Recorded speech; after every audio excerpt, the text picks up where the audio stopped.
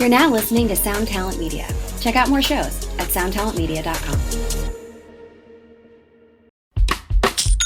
When you think about businesses that are selling through the roof, like Aloe or Allbirds, sure, you think about a great product, a cool brand, and great marketing.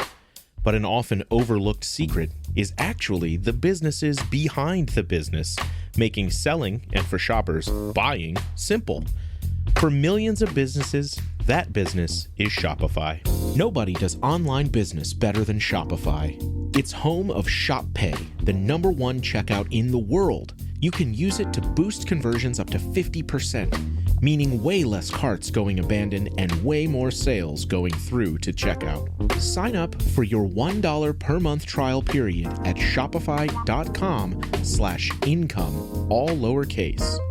Go to shopify.com/income to upgrade your selling today. That's shopify.com/income. Raise the rudders! Raise the sails! Raise the sails! Captain, an unidentified ship is approaching. Over. Roger. Wait, is that an enterprise sales solution? Reach sales professionals, not professional sailors. With LinkedIn ads, you can target the right people by industry, job title, and more. Start converting your B2B audience today. Spend $250 on your first campaign and get a free $250 credit for the next one. Get started today at linkedin.com/campaign. Terms and conditions apply. Hello, everybody, and welcome back to another episode of the podcast. I just realized I may be coming down with something as my voice is suddenly a bit scratchy, so apologies for that. Or maybe it has something to do with the fact that I was at the Coheed and Cambria concert last night and maybe got a little overly excited for my boys in that band. Again, shout out to Travis Stever. That dude is amazing, and they put on a killer show. I would say go catch them while they're on this tour, but I think there's only one more stop after this. So catch them the next time they come through. You won't regret it. And speaking of things you won't regret, that's this week's episode with my dude, Taylor Danley. Taylor Danley is a fellow content creator and a fellow Oregonian. As a matter of fact, he's also a Clackamas County resident, the same way that I am. Anyhow, Taylor is a dude who loves metal. He really, really loves metal. You think that I love metal? No, Taylor takes it to the next level. He lives that metal lifestyle, at least as far as us dads are able to live it. No, I'm just kidding. Taylor really is a legit metalhead, and he makes insanely good, high gain and gnarly guitar tone focused content over there on the old YouTubes. His channel's growing a lot. He provides a lot of great information. He's really talented, and I just like what he does. So I wanted to get him on the show to talk about it. And of course, what do? We talk a lot about gear. We talk a lot about what he does, but we also just nerd out. So let's get to it, shall we? All right, let's get to it.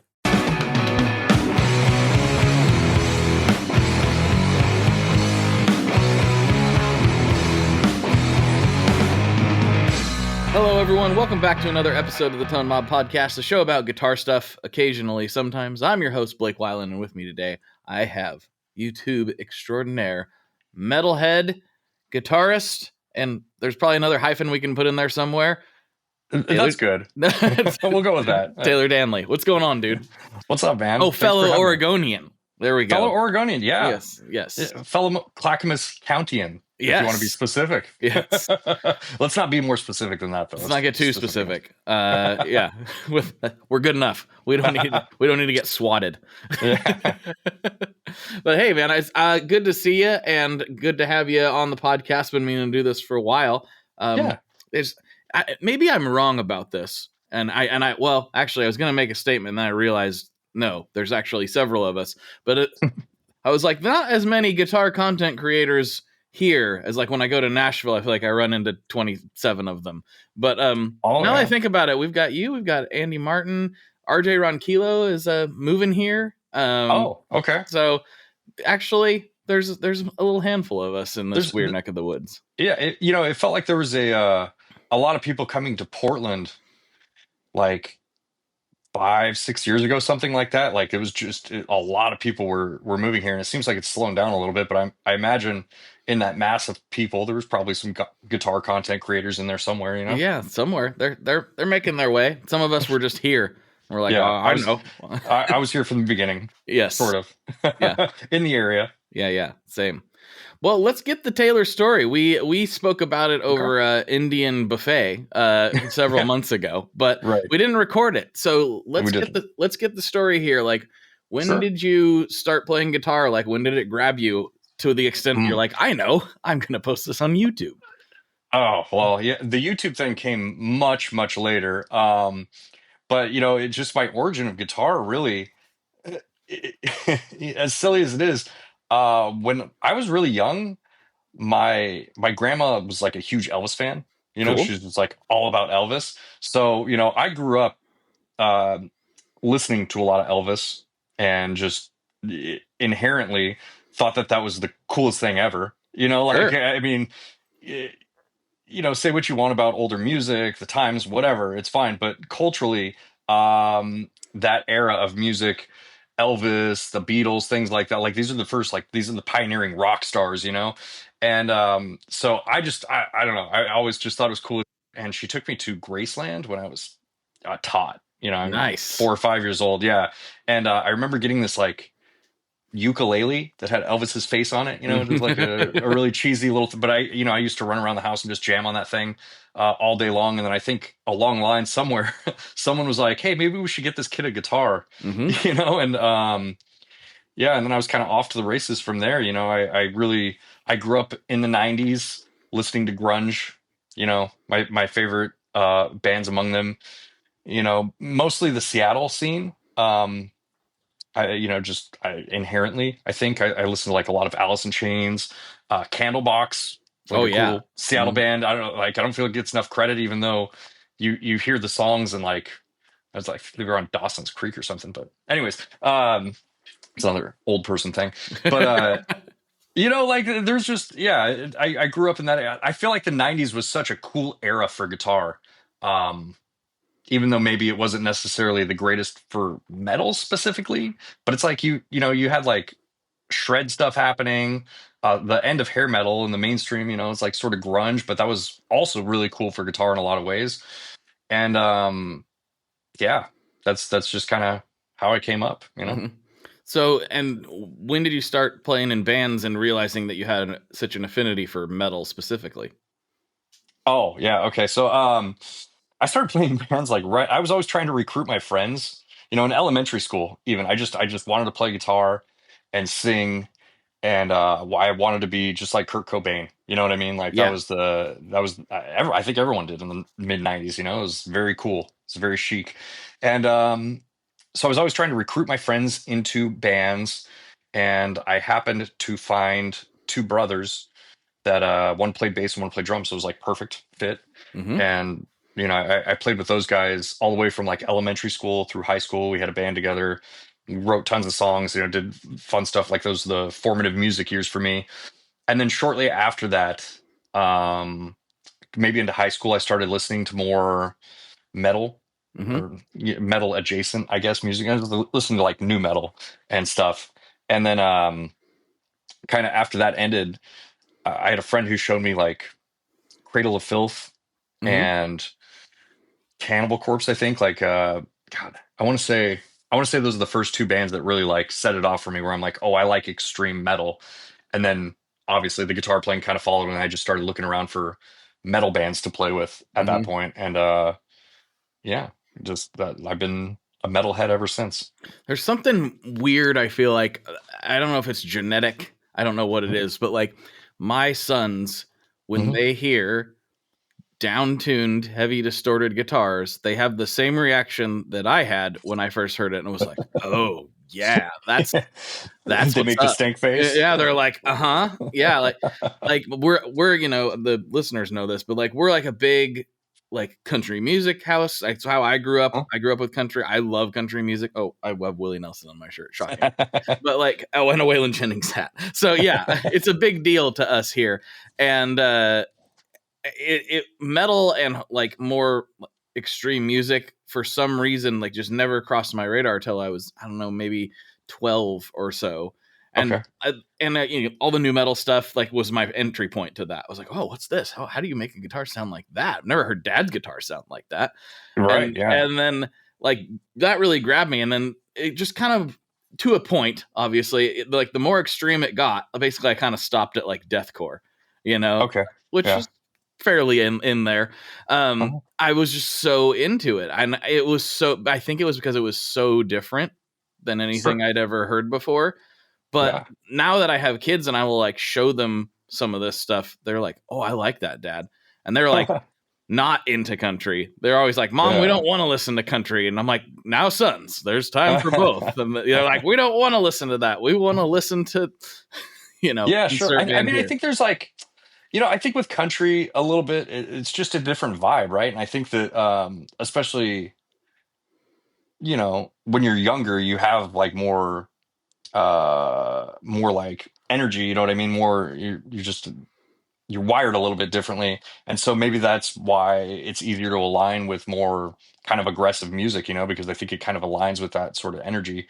But yeah, I mean, at the same time, it's like I say that, and my son he's 9. He's been exposed to all the music that I listen to. And the funny thing is, like, what sticks with him is Van Halen and Judas Priest. Like, he's just really into like 80s metal, I don't know. But it's cool. I'm really glad that, because I never, tried to push that on him or anything. It's just, he picked it up over time and then eventually started asking me, like, Dad, can you put in Van Halen? Like, I say put in, like, that's still a thing. It's like, Dad, can you ask your phone to play Van Halen.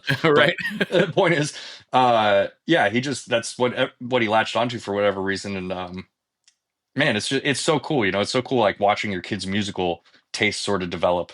And then, it kind of inspires me sometimes because I'm like, I'll listen to it more intently. Yeah. If that makes sense. I'm like, oh, why is he interested in this? And then I listen to it a little bit deeper. And then I'm like, it gives me like a deeper appreciation for it, I think. Mm-hmm. Yeah. For all the negatives that come with streaming, I think one of the major positives about it is the fact that I was going to say kids, but really it applies to everyone. It's that we don't have to, like, there is some romanticism of like diving through record bins and like searching for stuff. I do like doing that stuff and I still go and do it sometimes, but it's not how I discover music anymore. Sure. Used to be, of course. Well, it was hard to discover music. It was. Well, even like the process might've been cool. And like, I do agree with romanticizing the intention of listening to music, right? Like, I bought this $20 album. I'm going to read the liner notes. I'm going to sit down and listen to the whole thing. And even like listening to old albums, maybe if you grew up with streaming and you aren't as familiar with that medium, it's weird to go back and listen to old albums now, but you hear it very distinctly where albums have a side A and a side B because that's where you flip the tape over, so they kind of crescendo and then they go down, and then the side B is like, nah, all the hits are on side A mostly, and side B is like, most people are going to listen to side B. Like, it was a thing back then, and it's just, I agree with the intention of it, but you're absolutely right. Discovering music, you had to read the liner notes. You had to figure out like what bands these bands, came up with, and like it was definitely a different era. I totally agree with that. Yeah. Well, what I was saying is, it's so cool is, my kids didn't know who Ozzy Osbourne was until when he passed, R.I.P. We all felt that hit. And I was like, guys, I realize I've done you a disservice and we've never listened to Ozzy Osbourne.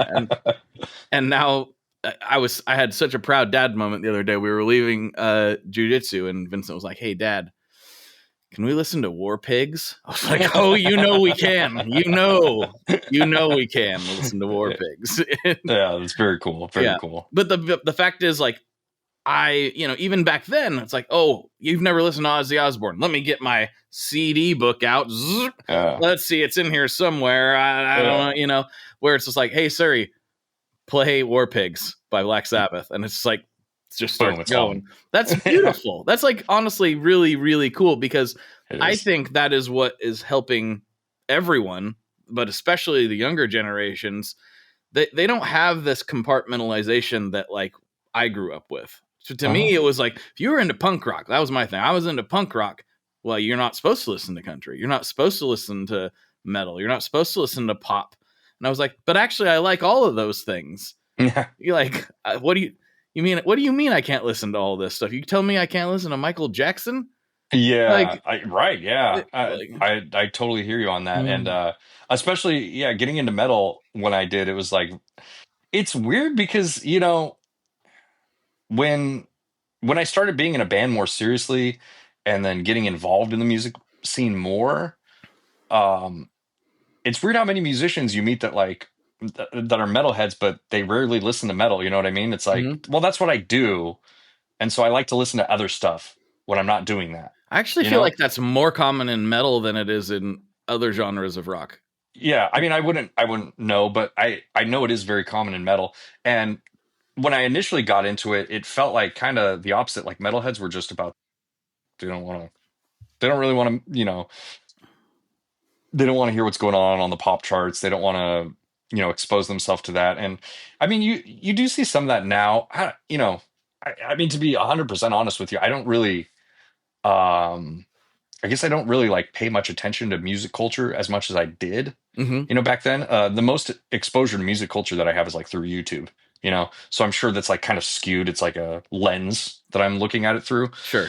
But yeah, it seemed like back then it was a little bit more, I hate using the term gatekeeping, but it was like a little bit like that. Like it was more, actually, I think the better term, the way that I would use to describe it, is less homogenized.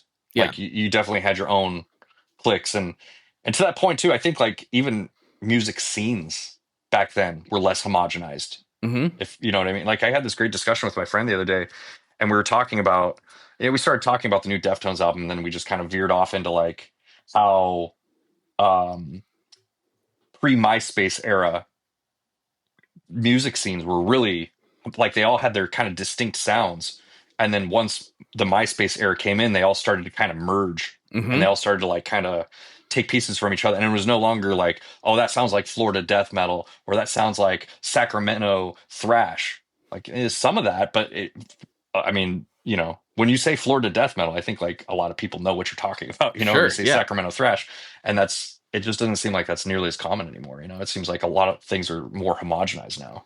Yeah, I think especially when it comes to regions, I think the regions matter a lot less than they used to across the board. It used to be like, oh, this guy, he's from East Texas, or this person's from Florida, and oh, it sounds like it. And I think there's obviously influences in like the lyrical content and different things. And I'm not saying that the regions don't matter, but they kind of don't. I mean, like, not as much as they used to. Even back then, like MySpace era is probably an accurate like inflection point there, because I'm all of a sudden listening to like Swedish bands. I probably wouldn't have listened to Swedish bands before that, right? It's not a thing. But that had a distinct sound and had a distinct thing going on, and the Florida death metal sound and like all that stuff was like converging. But to me, I was so new to like finding extreme metal that like it was all kind of like not overwhelming, but I wasn't really listening and thinking about where they were from or what they were doing. It was more like, I like this a lot, and then if I really liked it a lot, I'd dive in and learn all about that band. But I didn't think about it from the like perspective of this scene is informing this sound, because I wasn't like experienced enough to know that even mattered. No, totally. And I think back to that liner note thing, it's like I didn't think about that at the time either. It was just like, oh, the liner notes is where you find. I love the liner notes. Yeah. Dude, and that's how you discover like your band, that hadn't broke yet, that hadn't like wasn't on MTV, and just you had to hunt for that album. You had to like go to the obscure record shop to find that album. Man, that was cool. If you like scavenger hunting, that was it was not as convenient, but it was a cool era for music. But back to the liner note thing, if you really think about what the liner notes are and finding those bands, you're finding other bands that are in the scene that these bands were in for the most part, or that had played, like maybe jumped from like the East Coast scene and done an East Coast tour and been in Florida, but really hadn't made it big yet, just done some DIY touring or whatever. And maybe that's why in part those liner notes were so effective, because if like I like this band that has this sound that's from this scene, I'll like other flavors from that scene because they all kind of share this, they all share like a through line, like of their overall sound. Does that make sense? Yeah. Yeah. Yeah. The liner notes were big for Discovery, and also just seeing in music videos and at shows, just seeing what t-shirts people were wearing. Yeah. I can't believe how much impact that has on Huge. even today that still happens for me. Like that's how I discovered Car Bomb, was somebody who was Really? wearing a Car Bomb shirt, and I was like, Oh, "Whoa, that's funny. what's that? I got it. That Yeah. sounds interesting." And yeah, now I'm like, Greg's amazing. It's effective advertising, man. Mhm. You know, yeah, I mean, I can think, you know, I remember like getting into death metal, and then you would see like go to metal shows or whatever, and you would see like whoever had the most extreme or brutal shirt. It's like, oh, I have to check out that band. Yeah, of course. Dude, that shirt's like crazy. You know, it's got like, you know, torn apart bodies on it and everything. Like, this is badass. I want to check that out. Yeah, definitely. And maybe that's not as effective now, but I think it's always like somewhat effective. You're a walking billboard. And if you like the band's like artistic eyeball for their merch, this isn't 100% accurate, but if you like it, there's a chance you like their other artistic output too, if it like it's kind of in the same vein. Not every time. Yeah, that's a good point. Yeah. As long as the band has like they're consistent in their theming, I guess. Right? Like, you know, you could probably pick that, like a band that's really consistent in its themes, or they were. I don't really keep up with them anymore. But in my opinion, it's like Behemoth. You know? Yeah. Yeah, because it's like they had, you know, it's, you can look at a Behemoth shirt and kind of get an idea of like what the music sounds like, you know? Yeah, it's cool. Yeah, I agree. And like, again, back to that Cradle of Filth thing. I mean, you know, say what you want about Cradle of Filth, and I know like they've had controversy or whatever recently, but it's like 90s Cradle of Filth, man, is like, it was a very unique thing, and it was very extreme. It was like very outside of what was culturally popular. Oh yeah, for sure. It was like, it was kind of funny because it was the kids that liked Korn, a lot of them also listened to Cradle of Filth, and I was always like, this doesn't line up though. Yeah, it's a weird gateway, but I guess you made it. Maybe it's like the, you know, back to that shirt that you're going to like Hot Topic to buy the Korn shirt, and you're like, what is this? Like, oh yeah, that happened too, for sure. Or I'd see the shirt at Hot Topic or the sticker or whatever, and then read about it in AP or, you know, Revolver or something, and then right. And then for me, this was a huge gateway to music for me, and I wish that it was still as cool as it used to be. It actually doesn't exist at all now. I would literally ride my bike to Fred Meyer, and they had a big electronics section for a regular like supermarket.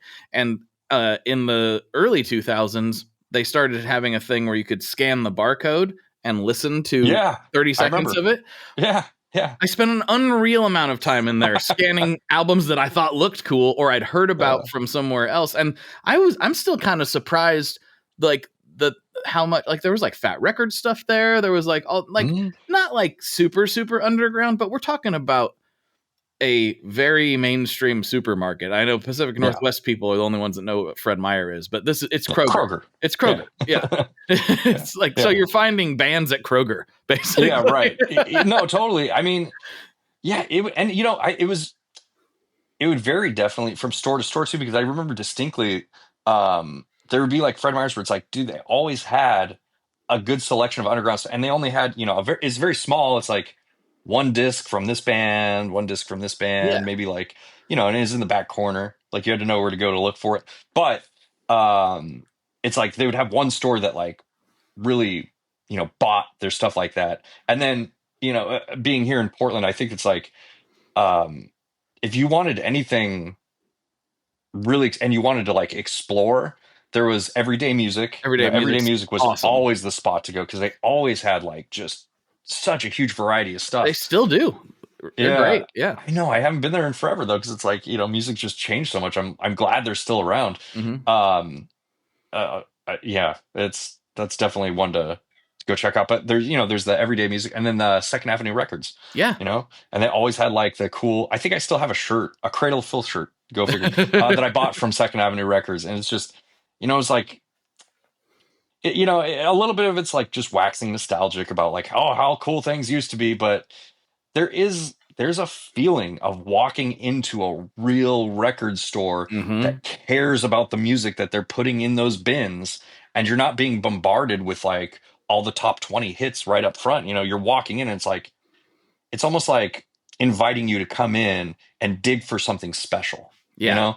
And they haven't, it's, while modern music discovery is very convenient and like, you know, the algorithms have gotten very good like recommending things, I feel like, there's just, they haven't quite figured out how to capture that feeling of like the hunt for something. And then when you get that thing, you know, it's like animalistic. It's like you hunted for something and then you got this thing and it's like so special to you. And, you know, I'm sure you relate to this too, but it's like when that would happen, when I would find one of those albums, I would listen to that thing until I literally couldn't, until it physically would not play anymore. Oh yeah. And I miss consuming music like that sometimes, you know? Yeah, it's a weird thing that like just doesn't really happen.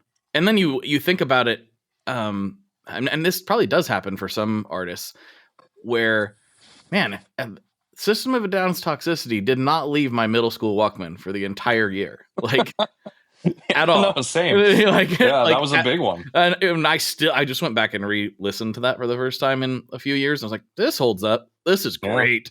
Listen to Deer Dance, everybody. It's shockingly relevant right now. But I was like, how many streams would that have been out, you know, for them?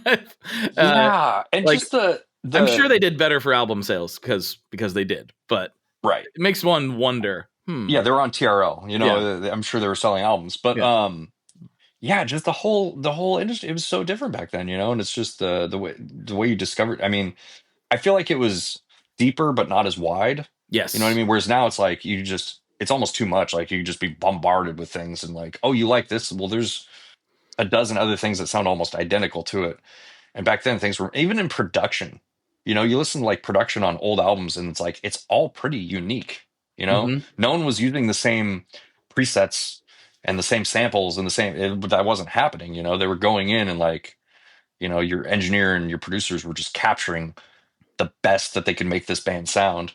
And I think all of those things sort of like made it a little magic, if you know. And like some of that gets lost in the game of mass production that we're playing now, but you know, different times, I guess. Hey Rocky. What's up, Vincent? Did you hear about the latest? Latest what? The latest drop from Maris. It's totally insane. No, tell me more. Maris just released Enzo X. What's that? Enzo X is a supernova expansion from the original Enzo into the highest quality and most flexible studio synthesizer ever created in a pedal format. Whoa! Enzo X combines 5 synth types, 5 drives, 3 reverbs, and 5 modulations. It also includes a full 2.5 second stereo delay, all in one pedal. That sounds hard to use. It's not. The UI is from the same family as the Mercury X and the LVX. It's super easy to dive in and see exactly what you are tweaking in real time. Oh, I see. It's right there on the screen. Yep. Is it this for guitars, though? Nope. You can plug almost anything into the Enzo X, including your MIDI controller. That sounds incredible. Where do I get it? You can pick up Enzo X online at maris.us or at any of their fine retailers across the globe. Did you just say across the globe? They know what I meant. Wait, are we getting paid for this? I'm still waiting on that cash money from last time. He better at least give us pizza for dinner. I'm not giving him his Enzo X back until he does. For more information, make sure you check out maris.us, and apparently I have to go order a pizza.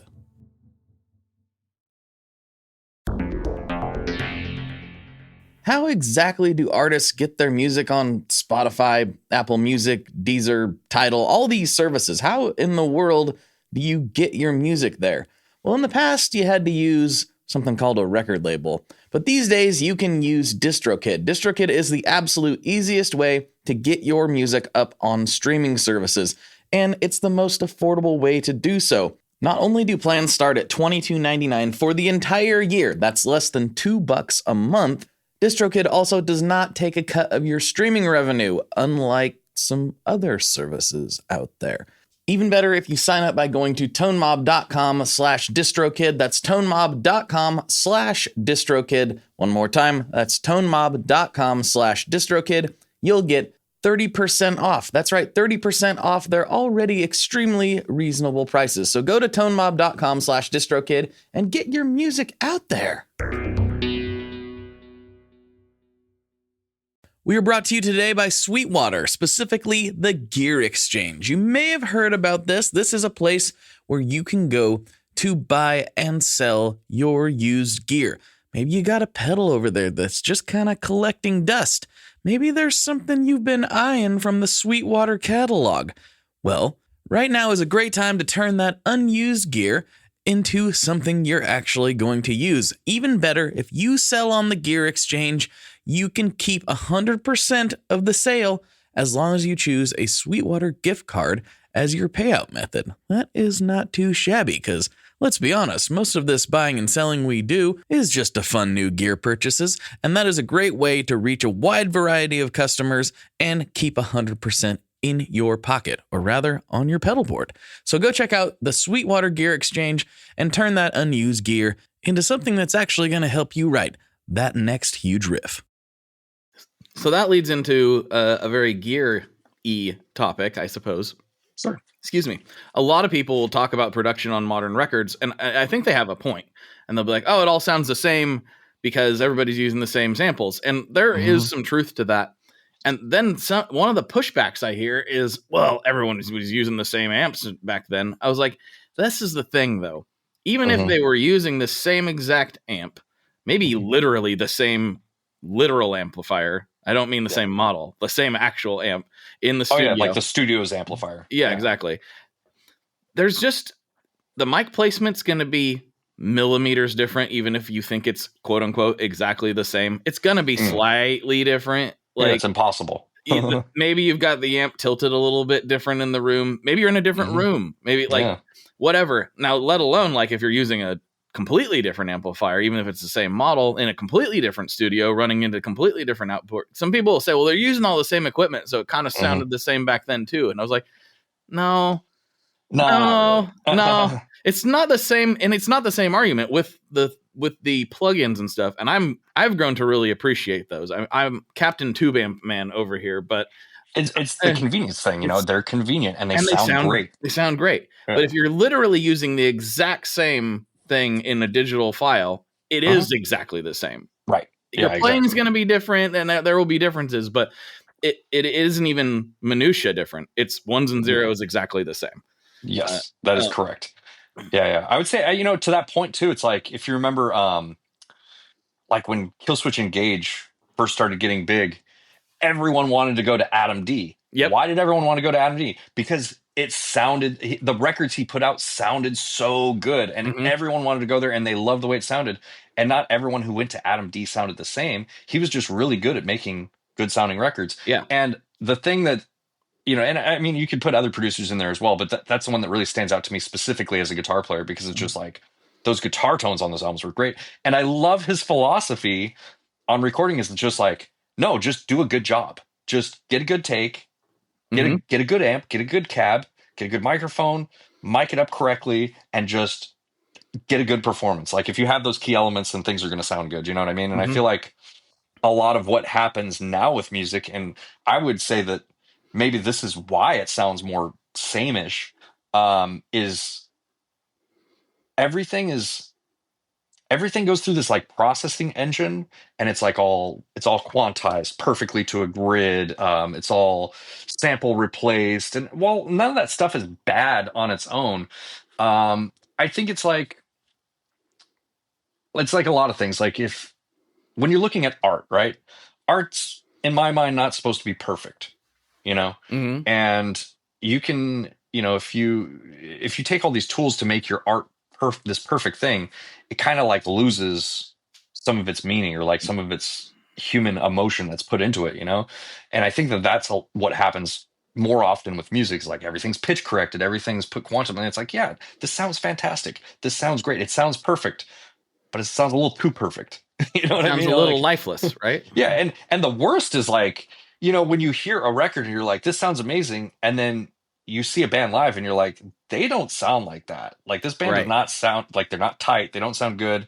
And I'm not saying that like that's a common occurrence, but that is one of the negative side effects that comes with this, is like what you're getting is intentionally produced to be this like perfect representation of this band versus like the albums that stand out in my mind as like these just punishing records that still hold up to this day that really just like captured the essence of bands is like the first Suicide Silence album. If you go listen to that album, it's like that's them playing that album, and it's just, it comes through like a band playing that album, you know. And I wonder, it's like if you had gone through and done like modern production on that album, like would it lose some of that, you know what I mean? Like would it sound just more samey? Because it's like that's, you're probably gonna miss, like with that album in particular, I think you're gonna miss some of the, and this is, I'm not trying to say that like it's mistakes necessarily, but like I think nowadays where there's a tendency to be like, oh, you like scraped the pick a little bit weird there, let's try it again. It's not that clean, you know, like, oh, you know, maybe you pulled off a little too soon or a little too early, like a little too late, whatever. Let's maybe give that one more shot. And whereas it's like, especially if you're playing all together as a band, trying to get that one take, if everything else is pretty much dialed, but you kind of made a little flubber there, and it's like, well, I'll probably just leave that in. You know, it sounds pretty good. It's still, and I think that's the human element that is sort of getting eroded in some of that. No, absolutely. I totally agree with that. And that's, you know, I hate, like, it feels kind of like an old man yelling at cloud take sometimes, but it's just, I don't know, in music a lot more, and I'm guilty of it too. I think like we're all guilty of doing these like production hacks because it is convenient, you know. But if I'm listening to a major release, like I want to actually hear the band, you know. I don't know, and it feels like something's lost when you do that. Like I remember the first time I ever went in to a studio with my band. We didn't play to a click at the time, and then we realized like how much tempo variation there are in our songs. Oh yeah. But it felt right, you know what I mean? No one in the audience was ever like, this song is like fluctuating in beats per minute. You know what I mean? Like no one ever said that to us. I don't think anyone ever noticed it. And then when we went into the studio, we actually like had to map out the metronome, you know, to go up and down.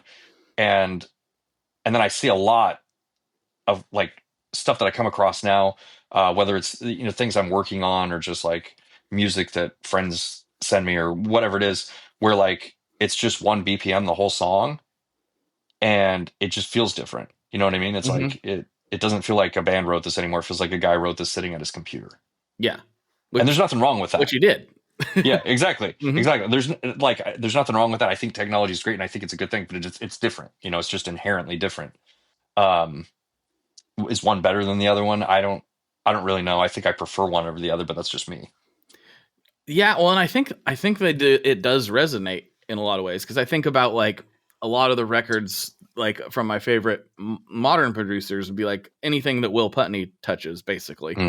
I'm like, listen to this. This is ridiculous. It's so good. It's still pretty tight, but it still feels like a band, you know. And the guitar tones, like, get out of town. That guy can record a guitar. It's ridiculous. Yeah, and I think that's a good producer right there, right? Is like someone who knows what the tools are and how to use them, but use them tastefully rather than I'm just going to use the tools to the max.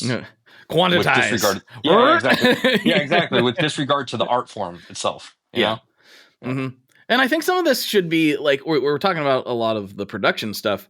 I think a lot of this should probably, I feel like maybe people think that we're being a little bit overly negative on the modern approach. I'm not. I do this. Like, that when I'm writing and playing, I'm also sitting here in front of a computer by myself playing to a drum track. Like, I'm doing the same thing. But I think if you're like, you're in a band and you got a project that you're trying to do and you want to try to maybe shift that a little bit, you need to be aware of these things. And maybe back in the day, I know I didn't. I knew I'd go in and hit guitar and guy record it, and then it sound like this. Like, that's all I knew. Like, I didn't know what was going on. And I think maybe it should be on the band a little bit. If you're like, oh, I want to have that classic Kill Switch vibe, it's like, well, how'd they do that? You don't have to do it exactly like they did it. Oh, they were really good. Yeah, they're really good. Really good. Yeah. And it's just, man, like when you've seen a band live where you just like your jaw drops and you're in awe of how good, it's like, why take that and why just like try to, compartmentalize and just make it like, just let that be what it is. Yeah. Do your best job to capture that organically and just let people have it. I did get to see Kill Switch back in like that day. Still to this day, I get goosebumps thinking about it. It was insane. I was like, they're so good. So good. Just mind blowing. But yeah, we got a little bit sidetracked down a rabbit hole I wasn't fully expecting, but here we are. Yeah. Here we are. Yeah. But segueing a little bit, so your recording process, like obviously it's probably a little different for doing YouTube videos than it is for doing band stuff. But what does that look like for you? I see you have one of my favorite pieces of equipment in screen right now, which is the Boss TAE there. Oh my God. Yeah. That thing's made my life so much easier. I love it so much. I love it. It makes playing amps convenient enough for me to like want to get out and play amps. You know what I mean? And turn them up to like a master volume level where it's like you're like, oh, that's what this amp sounds like. Because so many of my amps, it's like I've never really turned it up loud. I've never heard what it sounds like when I'm like cooking the power tubes. Yes. And then you do, and you're like, oh, this is quite a bit different. And especially some amps in particular are way more different. But so it's awesome for that. And then just the fact that if I mic something up for like a demo or something, and I accidentally kick the microphone, which happens, working in a small space, sometimes you kick a microphone. I have the DI running out of it as like a safety net. 100%. So it's just like, it's made my workflow so much better. I do the same thing. In fact, I consider it like absolutely one of the best pieces of gear ever. I've got the original and the core. And the core is great for most of the things I use it for, honestly. Like if that would be the one I'd recommend to most people. But it makes everything so nice. And I truly think it is the best of both worlds. You get to have the digital experience and the tube amp experience. You can mic cabs like you're talking about and run the DIs out so you can play with other cabs later. So you get to do both. Like, no, totally. Yeah. And just like the amps that don't have effects loops, like, oh, cool. Now I have an effects loop, like it's just, or a master volume, for example. All master. Yeah. Right. Exactly. That's a big one. Yeah, it really does. I think that if you are a tube amp enthusiast, it's such a good piece of gear to have. At least like it's some sort of load box. Like I would always recommend, like, before you get like too many amps, maybe invest in a load box too, just so you can really experience it in a different way.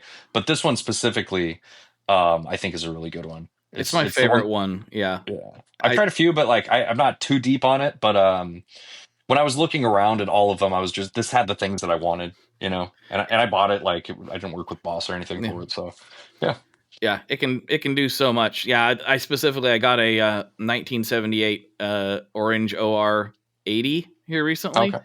Nice. And it's glorious, but boy, I mean, it had no master volume, but you want to crank it. The sound you're looking for is it almost cranked or fully cranked, and it will level the building at that volume. Yeah, it's like the old Marshalls, man. I mean, I kind of got into those more recently with especially with one of my local friends. Shout out to Bryce Van Hoosen. But yeah, like you realize with those older Marshalls, like, no, that's how they got those sounds. Is like they cranked those things, and like you can't stand next to them while they're at that level without serious ear protection. It's too loud. But something like this, again, it's perfect for it, because it's like, oh, cool, I can experience that, but like at a reasonable volume. Yeah. I was in LA a few weeks ago. It was like a month ago now. And through the podcast, I've gotten to be buddies with Tracy Guns from LA Guns, which is that's cool. Really weird to little Blake, to like 14-year-old Blake, who like one of my earliest hard rock experiences was pulling an LA Guns tape out at my friend's house and going, "What is this?" Like sure, yeah. I was like, this is weird, but awesome. Such a cool guy, but he's making amps now. And one of his things is he wanted to bring like a 1978 Marshall that people could actually afford to buy and kick around and be all hand wired and stuff. And he doesn't make a ton of them. He makes like a few, 10 a year, 20 a year, something like that.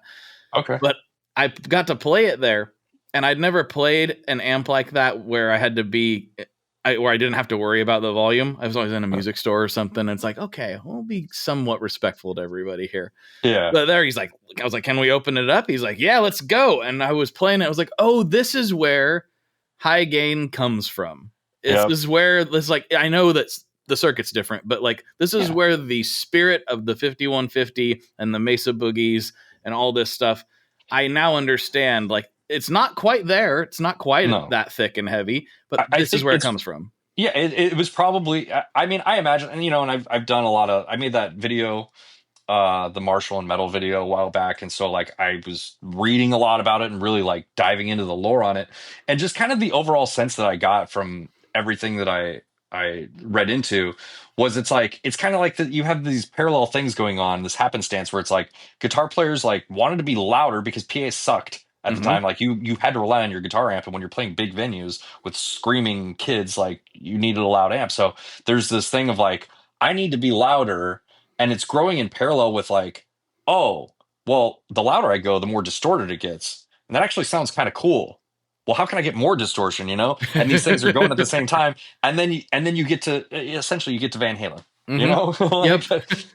Yes. That's basically what happened. And then, and then from there, it seems like it just kind of exploded with people modifying things, changing circuits. How do I get high gain without having to turn my amp up loud? You start getting the master volumes in there.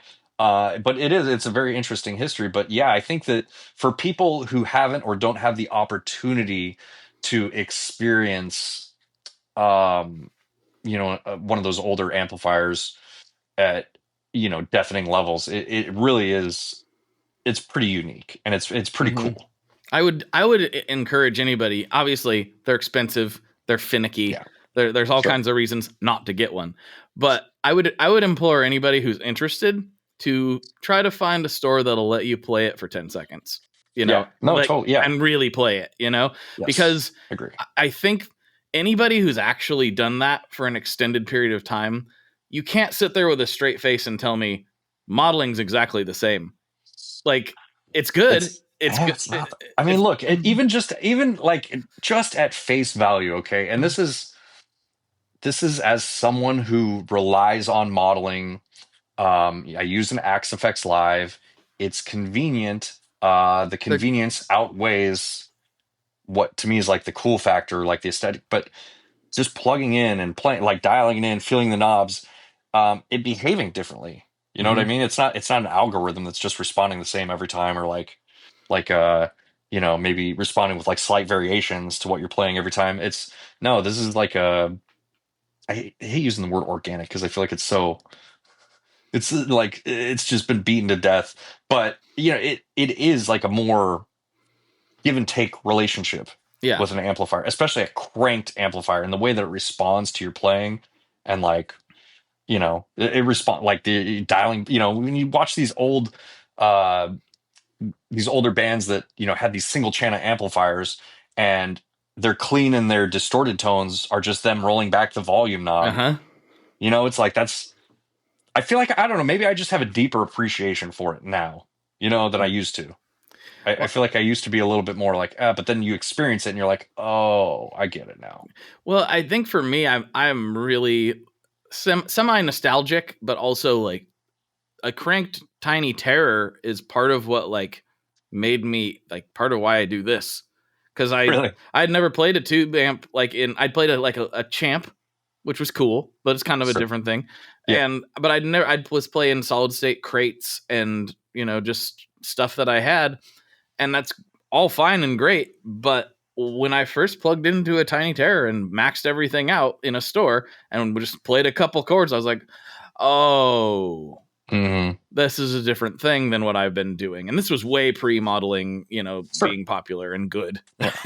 And you know what? And to that point too, it's like, I'm not, it's not like one's better than the other. They're just different things. And I think people get defensive about modeling because the inherent thing to happen is always like, because it is modeling tube amplifiers, right? So it's like you're always going to compare it to a tube amplifier and be like, well, does this sound as good?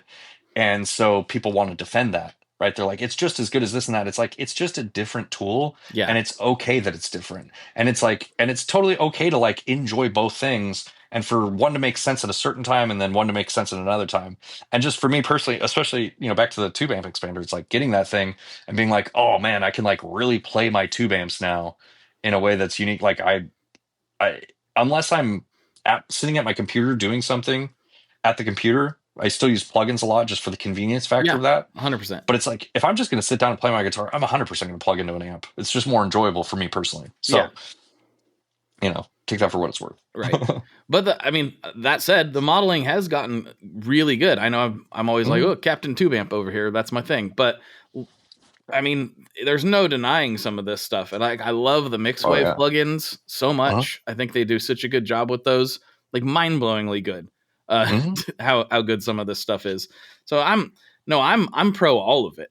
Like I'm shocked how much I like plugins and things these days.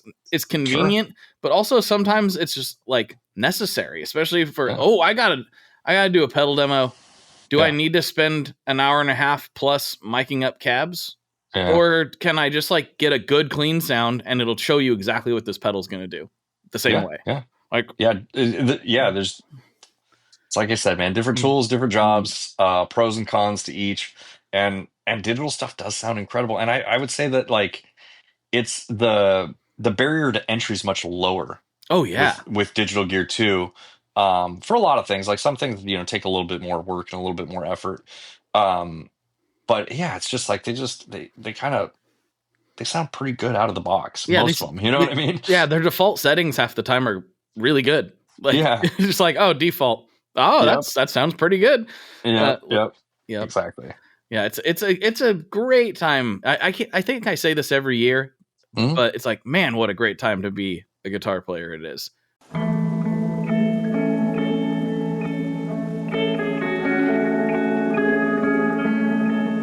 Hello there. I'd like to introduce you to your new best friend, the Chase Bliss Audio Lossy. Lossy is a collaboration between Chase Bliss and Goodhertz. And it's meant to give you some control over those weird digital artifacts that come with very compressed audio. You're hearing it right now.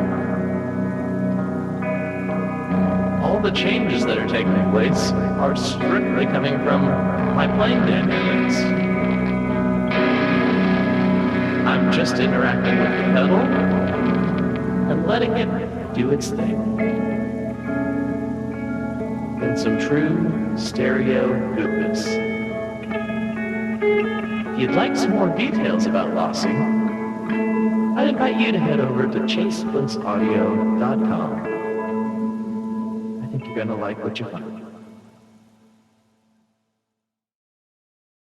The Hilton sale is on. For 10 days only, you can save up to 20% on stays this fall and beyond. Don't wait. The sale ends September 29th. Book your stay and save at Hilton.com. Terms apply. Hilton for the stay. Welcome to Only Murders in the Building, the official podcast. Join me, Michael Cyril Creighton, as we go behind the scenes with some of the amazing actors, writers, and crew from season 5. The audience should never stop suspecting anything. How can you not be funny crawling around on a coffin? No, that's true. Catch Only Murders in the Building official podcast, now streaming wherever you get your podcasts. And watch Only Murders in the Building, streaming on Hulu and Hulu on Disney Plus for bundle subscribers. Terms apply. We got so much stuff. I can't even believe it. We're super spoiled. Yeah, and it's overwhelming. It's like new things come out every week, and I do get this like feedback where it's like, and I understand it. If I was a new guitar player right now, I think instead of the stress being like, what do I buy that's going to sound good because there aren't available options and I have no way to figure it out. It's the exact opposite problem where it's like there's too much stuff, it all sounds good, and there's way too much information about all of it. And it's like I get messages from people and I feel bad a lot of times because like people want me to just like, hey, just like one-on-one, like they'll message me on Instagram or whatever, like, hey, just one-on-one, tell me like what's the best thing, what should I get? And I'm just like, I can never answer the question because I'm like, I don't know you. You know what I mean? Like, I don't know what your situation is. And there's a tool for every job out there. There's like a dozen tools for every job out there. And it's like, it's weird because it's, for people like us who grew up and it's like, you were lucky if you got an advertisement with a paragraph in a magazine that talked about what this thing did and why it's better, or like why it's good for you or how it fits your situation. Right. Now you have like, it's just overwhelming. Like you have to do all this like research to figure it out. You know what I mean? And you have to wade through the obscurity of like vague sort of YouTube sponsorship disclosures as well. Like that's a whole other caveat to this thing. You know what I mean? So yeah, man, I guitar players now are spoiled. It's definitely the best time to be a guitar player. But I totally empathize with people who are coming into it now as a hobby and just being like, I don't know. I don't know. Like, it's too much. Yeah. I do have like kind of a canned answer for like new players often. I find that like, I feel very confident in being like, okay, I don't even, regardless of what style of music you're into, regardless of anything, if you get a Boss Katana, that's a great place to start for a new player. It is. That's what I say too. Yeah. You can find any amount, like there's something in there that'll work for the style of music you like, no matter what that is. Yeah. And if you get like the Katana 50, you can probably even play it with a band.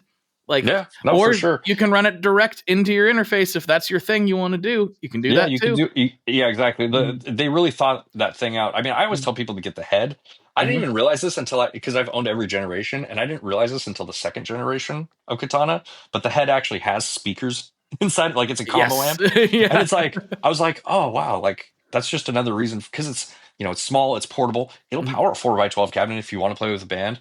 You can use it as an interface. Like it's so versatile, and it's so it'll relatively affordable, relatively speaking. Yeah, exactly. And it'll last you through your guitar playing career or whatever, probably until you decide like, hey, this isn't for me anymore, and you have a better idea of what you like. Every now and then I'll get pushback on that answer too, though. It's like, oh well, the Boss, like if something happens to your Boss Katana, it's it's harder to repair than like a amp or whatever. But it's like, but that's like we're getting into the weeds on things. I can't assume that that's gonna happen to you. First of all, they hold up pretty well. First of all, second, it's been my experience. Second of all, they're, depending on the model, they're cheap enough and available used. It's like, are you really gonna pay a tech the bench fee to fix it anyway? Or are you just gonna get another one? I don't like that idea of like throwaway stuff. But the reality is, like, for somebody starting out, the repairability of something that's unlikely to break anyway doesn't matter all that much. Like, exactly. I don't think you can base your decision on that. You know what I mean? Like, if it was known to break, that'd be one thing. Of course, then just don't get it. They are. No, they're not. I mean, like I said, everyone I've owned, granted, I'm not using it every day, and I don't. Mine's, I actually just put mine into storage the other day because I haven't used it in a while. But,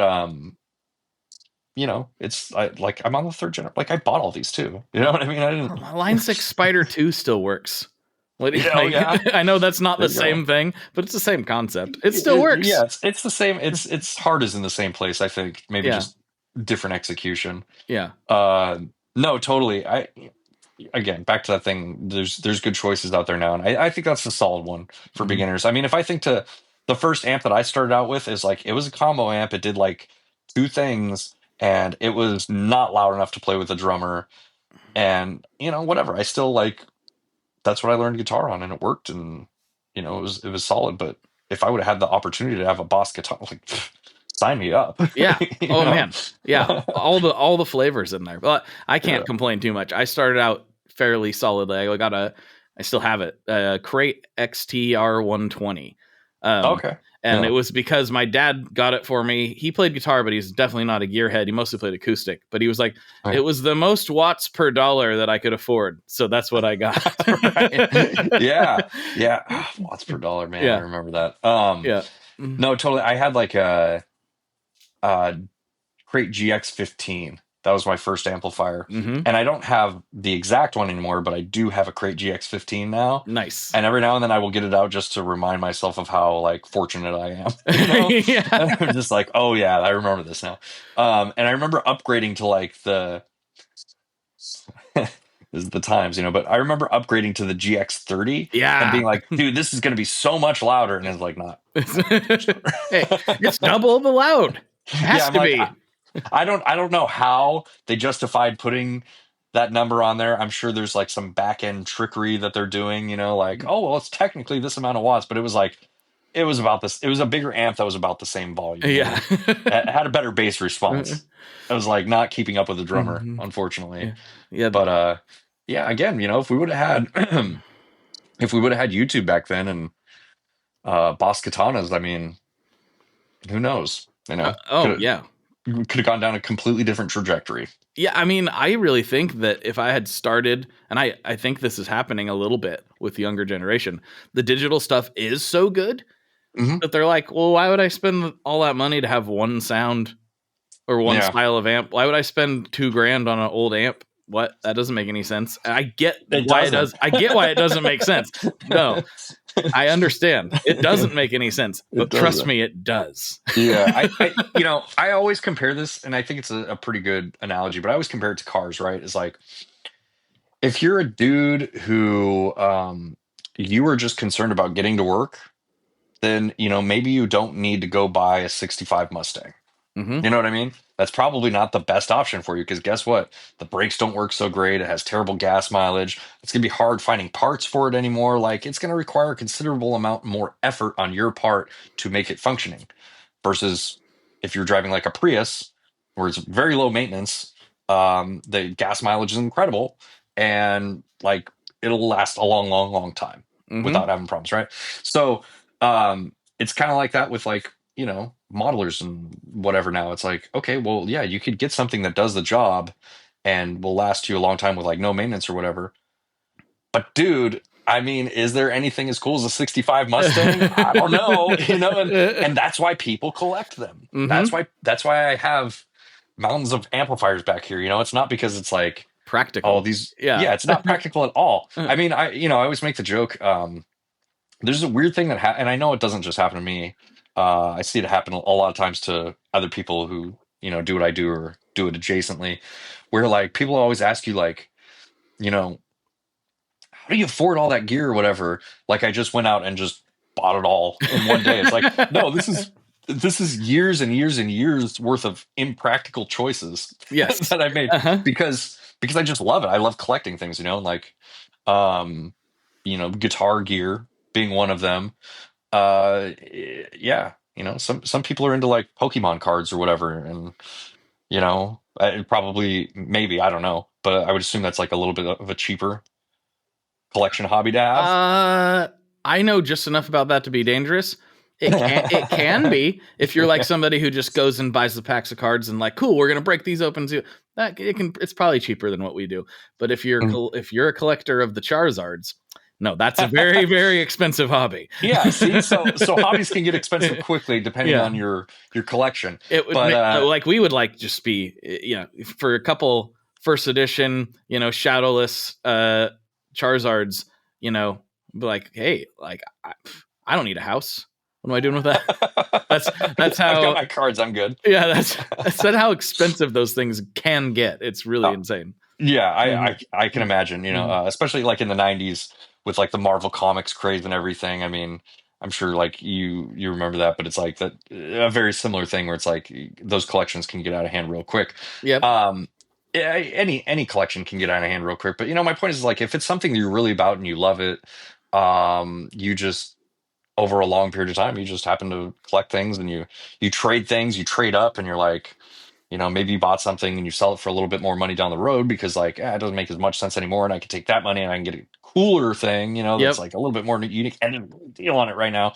I mean, I think all of us that are into this hobby, like do that, and some of us are just a little bit more vocal or focused on it. But, when people see all this gear and stuff, they just get the impression that it's like, oh, you must be rich. It's like, no, no, I've just been doing this a long time. I'm not rich. I'm irresponsible. That's a different thing. Yeah. That's the line. Yeah. And it's just, when you're into that, I mean, I wonder if car guys get the same thing, like someone sees like a garage with like multiple old cars and they're like, man, you must be rich. How do you afford all these? And it's like, I built this thing, like a lot of time and sweat equity. I am a car guy as well. So yeah. Okay, perfect. Yes. all of the things I like, I can't afford. So I have to find out a way to figure it out. But yeah, I mean, when you were using that analogy, I'm like, this works perfectly. Because my daily driver, 2012 Toyota Corolla. My fun car that I built with my dad, 1969 Camaro that leaves the garage. Oh my God, great! Occasionally, just for fun, and only for fun. That's right. But tell me this, and I think this applies to tube amps too. It's like, is it more fun to sit behind the wheel of your Corolla and rev the engine? It's not fun at all to rev the engine, and the Corolla is like, But you know what's great? I love the Corolla because it's a fantastic car, low maintenance, starts every time. It's wonderful. I think it's a fantastic machine for what it does. Exactly. It does that job really, really well. Yep. But when you want to have fun, you get out the Camaro. Get the Camaro out. 383 stroker, 450 or so horse, nothing crazy, but not healthy, and just go like There's something primal about that, man, and I think it's the same with like, again, for people who haven't experienced, when you crank a tube amplifier, it's kind of like it's similar revving an engine. It's like there's this like primal instinct that gets triggered, and you're just like, oh. Caveman make fire. Yes. Yes, me man. Yes. Oh, good stuff. Good stuff. Well, Taylor, we have gotten to almost to the hour mark here, and I got a couple classic questions I like to wrap this up on. But before I do that, I like to give the guests a chance to take the floor. You're talking to a few thousand people right now. What do you want to tell them? You can shout out your grandma, whatever you want to do. The floor is yours. Oh man. Shout things out. Okay. I guess there's things that I probably should promote. I'm terrible at this, but I have a YouTube channel. It's just my name, Taylor Danley.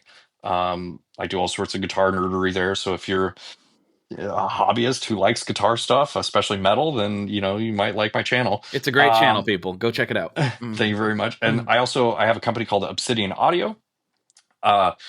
We released a pedal last year. It is kind of my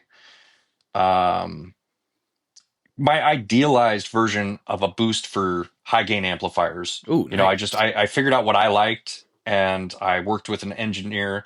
I guess it'd like be what you call an engineer. I don't know. He's just a great guy, but he was a pedal builder, and told him, hey, these are the things I really want in a pedal. Can we do it? And he made this pedal that I feel like is just exactly what I wanted in a boost pedal. So hopefully other people like that as well. But it's the Devil Obsidian Audio. We have a preamp pedal actually in the works right now, due to release here soon. I have the prototype of it. So if you're into metal, into guitar playing, you like analog gear, that's the place for it. Cool. And for all the audio people, the listeners, the viewers, this goes on so many platforms now. I don't know where people are. Where the words are, that's where the links are. Wherever you're consuming this content at. Look in the description. Yeah, exactly. So go check those out for sure. It's really cool stuff. So that's why I brought him on. Didn't bring him on just to talk about Boss Katanas. We could probably fill a whole podcast with that, though. Yeah, we could. I'm sure we could. All right, final questions, and keeping it in the Boss world. First one, what is your favorite Boss pedal? You know, they don't man, that's sponsor a really this good one. podcast, everybody. I'm just I just really like that company. Okay. They just make good stuff, man. Yeah. I mean, it is what it is. I've never worked with Boss once, funny enough, doing what I do. I always get asked that question. It's like every Boss thing you ever see on my channel, I bought myself at full price or used. Okay. God, man, I kind of have to split this up into categories, and I hate doing that. I'm sorry. But I think that the most utility thing that I've ever used pedal-wise from Boss was the NS2. And Oh, like, yeah, as absolutely. lame of an answer as that is, it's like that was the gate for the longest time. But in terms of like pedals that I really enjoy, I like the Metal Zone a lot. I know it gets a lot of hate, but it's like I think it's a good pedal. I think that when utilized properly, it can be very tasteful. I know HM2 is probably a popular answer as well, but I've just never been a chainsaw guy. You know, I try to get along with it every now and then. There's things that I've heard it used on that I really enjoy, but you know, I think I'm sticking with the Metal Zone. I like the HM2 a lot, but I don't like the chainsaw setting. I don't use it on that. I don't think it sounds good on that setting. I think it was very specific with all the other gear that was being used. It worked for that record, and it doesn't work on almost anything else. It's definitely one of those things you have to be knowledgeable on to get it to work for you, because like I've tried to do it and I'm just like, what is going on here? Like, this is not working for me the same way that I've heard it work for other bands. And I'm sure, you know, user error is in part, you know, to blame for that. But I think that also, yeah, it's just one of those things where it's like, you got to use it a little bit sparingly and tastefully, you know? Yeah. Let's see if I can reach it. I'm not sure. Hold on. This is great audio. Everyone wants to hear me slowly back away. Oh, no, it must be somewhere else. I was going to show you my prized all murdered out Metal Zone. But oh, nice. It's buried somewhere. I'll find it later. I'll see it eventually. I'll see it in person one of these days. Yeah. One of the Boss guys heard I wanted one and then hooked it up. Aaron, you're the man. Oh, that's cool. Yeah, and I was like, oh, I finally got one. This is so cool. It's just a Metal Zone with black print. Hey, man, sometimes that's, you know, that's all a pedal needs to just elevate it to the next level. Yeah. I don't see them very often, but I got one. I'm happy man. That's a good answer. All right, final question. And this will get extra nerdy because you're local. Okay. What is your favorite kind of pizza? Oh, God. Okay, so actually this one's really easy for me, but I don't know that they necessarily exist in Portland anymore. Champ's Pizza is probably my favorite. And I think they changed their name. Okay. So that's the one that I really like. I know there's a lot of like man, there's so many kind of cool niche pizza places. There's some in Portland, but a lot of great bougie ones that I could go down the rabbit hole of, but you know. Yeah, definitely. But I like Champs. It's good handmade dough. That's a big thing for me because, you know, when you eat like chain store pizza things, I don't know about you, but I get bloated. No, thank you on that. But you know, they have like minimal ingredients, just good quality. Yeah. I feel like this is an ad for Champs, but that's definitely my answer on that one. Champs Pizza. All right. Is there a specific pie you like to get at Champs? Oh man, they have a lot of good ones. I like the.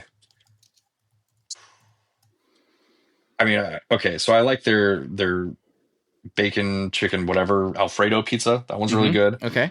And then they also do these things that are like, God, they're really bizarre. I can't think of what the things. It's like pizza adjacent or something. It's like a deep dish pizza. But they have this one that has like, it's like sweet and savory. Like it's got like bacon and jelly on it or something. Like it's one of those things where it's like, yeah. And I'm the only one in my family that will eat. It's like ricotta and like raspberry jam or something. Oh, that like sounds marvelous. Right? Yeah. I like it too. I'll order one and then I get the thing that's like, I'm the only one that will eat it. And I'm just like, oh man. Maybe a little bit too much, but God, it's a good one. Oh, I got to try it. So I did a quick Google while you were saying that. Looks like it's the new name is City Pizza. Perfect. So there you go. Yeah, it says formerly Champs. There you go. I think that's right. There's a Champ Pizza in Vancouver, but I'm guessing you're talking about this one here in Milwaukee. Yes. All right. That's the one. Yeah. They got City Pizza PDX, formerly Champs, it says right here on Google. And then City Pizza 96 PDX, which is the one in Milwaukee, I believe. So, yeah. There you go. That's the one. I got to give it a try. Never had it. They do it. They deliver too. It's great. Oh, it looks great. Yeah. Well, you have to go stand in line at a cart or whatever. Like, yeah. Can you see the thing I'm talking about there? Like the little savory deep dish thing. I'm just seeing what's on the top of their homepage, and it looks like a more classic kind of situation. But yeah. All right. Well, I have a mission. I got to try that. Definitely check that out. Perfect. All right. Well, we'll slide over to Patreon and see what kind of nonsense we can get into. Does that work for you? Yeah, sounds good. All right. All right, everybody. For Taylor, this is Blake. And as always, folks, good luck and good tones. Alrighty, folks. I hope you enjoyed that conversation as much as I enjoyed having it. And if you need more, please consider going over to Patreon, where for just $5 a month, you not only get access to this very same show with no ads, you also get the extra bonus content that comes out every single week, including an extended conversation with my dude, Taylor Danley. You know what else you get? My eternal gratitude, because you are literally helping keep the lights on around here, and I appreciate it so, so much. So yes, thank you all so much. I really, really do appreciate you. Without you being here, I literally cannot do this. So thank you so much. All right, I think that's enough blabbering for me for this week. Unless you want more blabbering from me, in which case you can go check out my other shows, Tape Spaghetti and Chasing Tone. You probably know about these if you've already gotten to this point in the podcast. I'm rambling, aren't I? Okay, all right, that's enough. One last thing before we totally sign off here. I just want to remind you that if you do any shopping at Stringjoy, that's Stringjoy guitar strings made in Nashville, that will help me out as well.